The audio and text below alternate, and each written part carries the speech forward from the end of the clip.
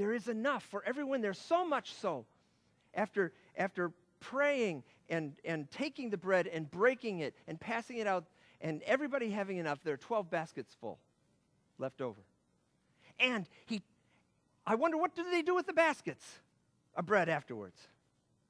I can tell you what the early church did. We had these arguments in the Lutheran Church about what to do with bread and wine after communion that's been consecrated. And we have these wonderful theological battles that the world just wonders what we're talking about, but there it is. The early church, I'll tell you what they did. They took the bread out and they gave it to the poor. I'll bet you that's what they did with those baskets as well, too. That Jesus takes the good news to the people. What would it be like to be a church that takes the good news directly to the people?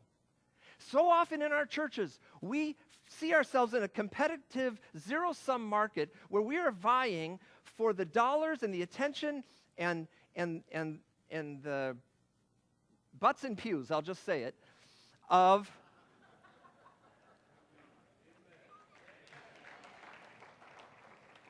the religious people in our society. Oftentimes being a Lutheran in Texas means simply becoming a welcoming center for Lutherans moving down from the north. And oftentimes, we see ourselves in competition with other churches, not in cooperation in the ministry of the gospel, but in competition for these people's dollars and their time. We need someone to help pay for this. We need some help to do all this work. Rather than going to the 60% of the population that have no church home, who feel alienated by the church and what the church has been doing, people that might end up at places like Grateful Dead concerts or Iron Maiden concerts. Jesus did not recruit Pharisees to be part of his disciples. He did not recruit the clergy. He did not go after the religious elite. He called a tax collector named Matthew. He called fishermen. He called a divorcee Samaritan woman, half-breed, who was living with her boyfriend. And he took it to the people. What would it be like for us to take it to the people? How would it pull us out of our comfort zones to do that? Recently, well, no, it wasn't recently. It was about a year, almost a year ago, not quite a year ago. I had not yet taken office, but it was after Synod Assembly, and we were going to Peru with a group from our church and from a number of other churches too, and I see faces out there of some of you that went along with us. And we flew Air Mexico because we were trying to save dollars. And so I had to change planes in Mexico City. And I got on the plane to visit our companion synod. Every synod in the ELCA has a relationship with another Lutheran church somewhere in the country. And our relationship is with the Central African Republic and with the Evangelical Lutheran Church of Peru. And so I sat down, and I ended up in a middle seat because it's just the way things worked out. And there are two really big guys on either side of me. So I'm sitting there in this middle seat like this. And these guys are kind of intimidating, you know. They got the tats and the soul patch and everything like that. But I thought, okay, what would Jesus do, right? So I strike up a conversation with the guy next to me, and I say, so, where are you going? And he says, well, I work at the medical center, and I've been saving up all year long, and my friend and I were going to Aruba, where we're going to lay on the beach, and we're going to drink beer, and we're going to hunt women. What are you going to do?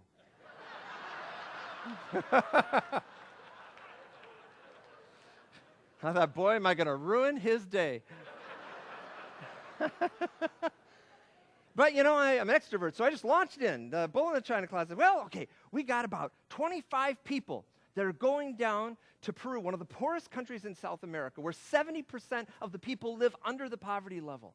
And we're taking resources, and we're going to go down, and we're going to do a vacation Bible school for 500 children in the heart of Lima. And we're from about 5 or 6 different Lutheran churches in Houston, and this is a blast. And it has changed my life. It changes my head. They do far more for us than we could ever do for them in terms of the exchange and the relationship. And there's probably a tear in my eye. And after a while, the conversation kind of ran down, and we landed in Mexico City, and I got up to leave. And as I got up to leave, he reached out and he grabbed me by the arm, this tough guy. He grabbed me by the arm, and he reached into his pocket and pulled out this wad of bills. And he peeled off a bunch of $20 bills, and he stuffed them in my hand. I said, I want you to use that for those children in Peru. Oh, wow. And then the tears came back again, and I thought to myself, God can use anyone. God can use everyone. We write off the wrong people sometimes. We're looking for the church people. We need more than just church lady running our congregations. You know? Not Dana Carvey. But we need...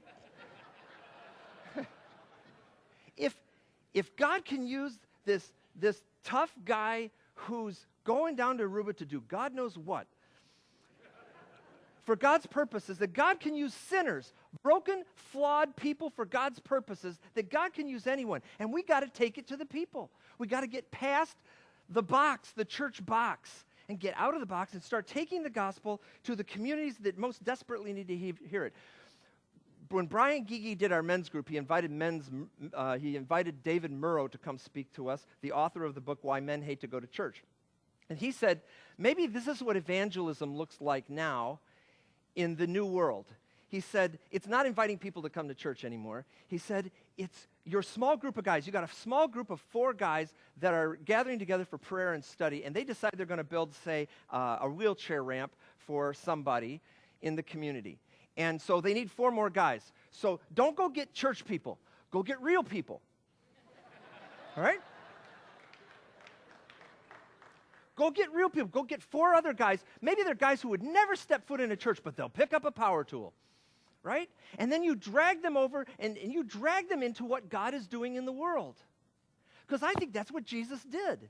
He took people, and he took the people and dragged them into the work that God was doing in the world. He recognized what the kingdom of God was all about, and he said, God can use you, and you, and you, and you. You don't have to be a Pharisee. You don't have to be the religious elite. You don't have to be a pastor. God can use you too. That's what evangelism is. That's what we as a church are needing to learn how to do. And I believe that we are uniquely poised to do it in our congregations. We are uniquely poised to reach out to sinners because we have a theology that believes that we are simul justus et peccator. We are saints and sinners at the same time. We live in the paradox and the messiness and uncomfortableness of a world that does not draw a line between good and bad people, that recognizes that we are all under the power of sin and that God can use every single one of us. We are a people who have a theology of justification by grace through faith, and that's what it means to be Lutheran, not Jell-O and coffee, as someone said the other day. Jokingly, of course. It's being Lutheran. Our identity is caught up in the wrong stuff sometimes. You know, it's about hymn boards and pew cushions and electronic organs, and I mean, when you visit the Lutheran church, you get a certain image, or it's about lutefisk. Well, do you even know what lutefisk is? It's okay. Yeah, good. You know, it's okay. It's this nasty stuff that's soaked in lye. It's fish that's soaked in lye.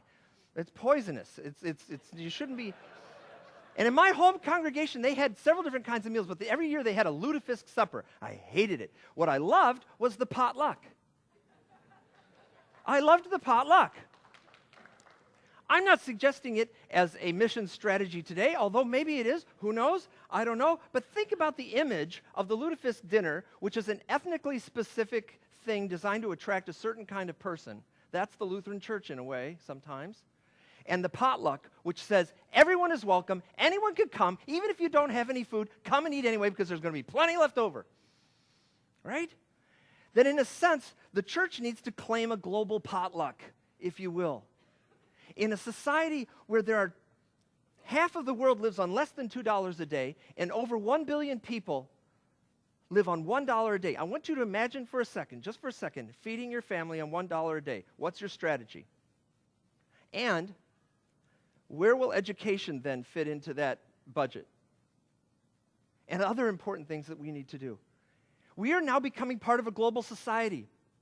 Raleigh was right. The village is starting to crumble to some extent. We are part of a global village, whether we like it or not. And it's gotten our attention over and over again, but we've not been paying attention until gas prices went up. And now it's got our attention. Or we weren't paying attention until 9/11 hit, but now it's got our attention. The question is, how will we respond? Will we respond with fear and anxiety, or will we embrace it? Houston is going to be the most multicultural. I believe that Houston will be the most multicultural city in the United States within 10 years. That is our challenge. Are we going to see that as a liability or as an asset? That's the question. And it's also the question for the church. Can we engage in this? Because let me tell you,